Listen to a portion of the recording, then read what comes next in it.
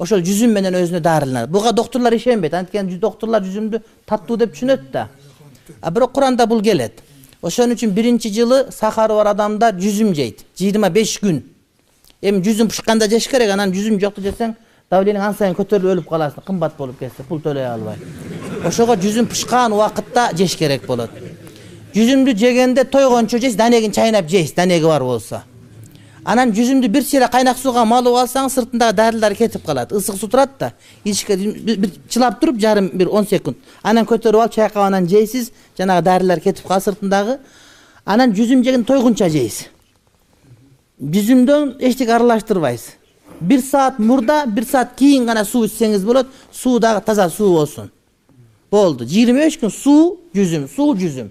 Каалашынча жүзүм жейсиз, каалашынча суу ичесиз. Только аралаштырбайсыз. Жүзүмдүн ар жак бер жагында 1 сааттан нары кетсин. Ошондо жакшы болот. Кийинки жылы 15 күн. Болду ушул эле. 5 күндө анын тартибин көрүп баштайт. Анткени Куранда жүзүм деп ушундай бир тартип деп келет да, мындай тамак катары келет. Эгерде шарият боюнча бир адам тамак ичпейм деп жүзүм жеп алса, анда бул жемиш жеген жок, тамак жеди эсептелинет. Анткени жүзүм бул шарият боюнча курма менен жүзүм тамак ордуна эсеп болот, урматтуу бир туугандар.